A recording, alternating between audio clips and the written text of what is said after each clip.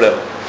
Parce que quand vous avez un patron, quand vous avez une association à côté qui a son mot à dire, vous arrivez dans le duel entre un président professionnel et un président qui est souvent amateur.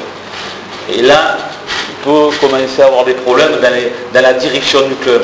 C'est-à-dire s'il y a une minorité de blocage, ça veut bien dire ce que ça veut dire. C'est qu'il y a des gens qui peuvent se mettre au milieu et dire voilà, vous avez monté, vous avez vendu tel joueur, moi je ne veux pas qu'il soit vendu, enfin vous avez fait ci, je ne veux pas, et vous arrivez à mettre un peu la panique dans le club. Donc sur la perspective des 34% de minorité de blocage, si j'avais un conseil à vous donner, je ne le ferais pas. Voilà, parce que dès qu'il y a deux patrons, ça ne marche pas. Pour moi. Après, dans tout ce qui est professionnalisme, donc, comme je vous l'ai dit tout à l'heure, il faut faire très attention d'être honnête et garder l'humilité. C'est-à-dire si vous n'êtes pas honnête, ce qui se passe dans beaucoup de clubs aujourd'hui dans le monde, il y a de la panique parce qu'il y a beaucoup d'argent, il y a des agents au milieu, il y a de la corruption.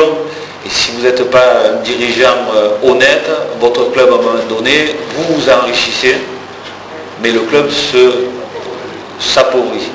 Et ça c'est une catastrophe. Et surtout quand vous démarrez dans le professionnalisme, s'il n'y a pas un genre de DNCG, nous en France on a un DNCG, c'est-à-dire qui contrôle tous les clubs professionnels, même amateurs, malgré ça, il y a des choses anormales qui se passent.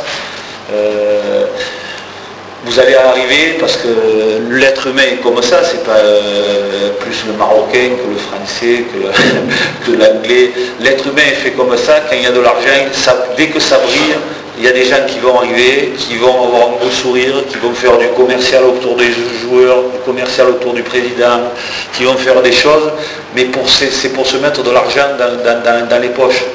Alors qu'au football, c'est une passion. L'argent qu'on doit gagner, c'est pour éduquer, c'est pour former.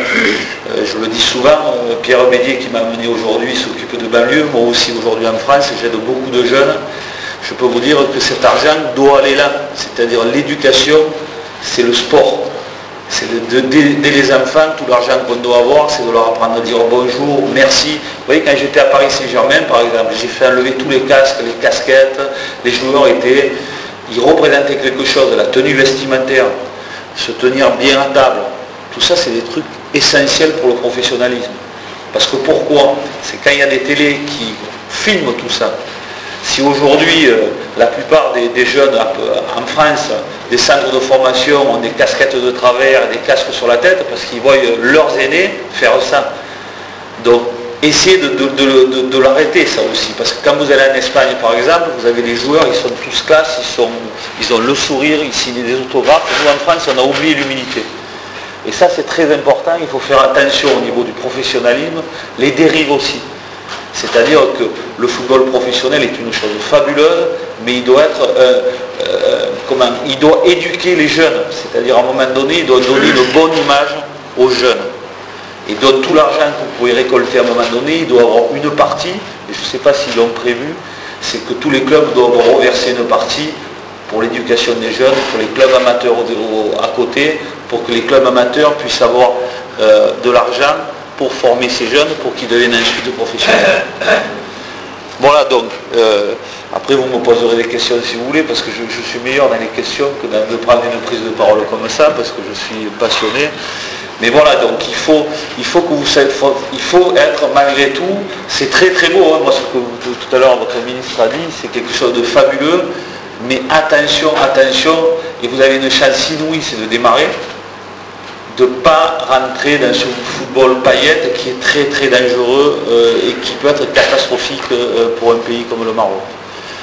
Moi si j'avais un vœu pour vous, quand j'entends parler de professionnalisme, après je m'arrêterai, on me posera des questions, mais je suis sûr qu'un pays comme vous peut être, grâce aux professionnalistes, champion du monde dans les 12 ans ou 16 ans à venir, parce que vous avez des vrais talents au Maroc.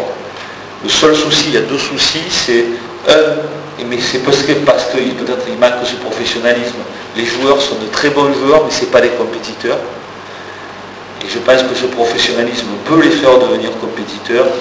Et vous avez une deuxième chose que ce professionnalisme peut vous amener, c'est qu'il y a une mauvaise entente entre les joueurs qui jouent à l'étranger et les joueurs qui jouent au Maroc.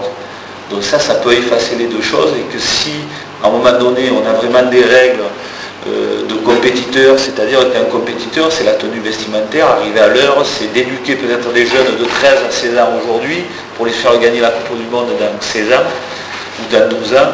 Vous pouvez gagner la Coupe du Monde grâce à ce professionnalisme et si par contre vous avez des gens professionnels qui s'occupent de ces clubs.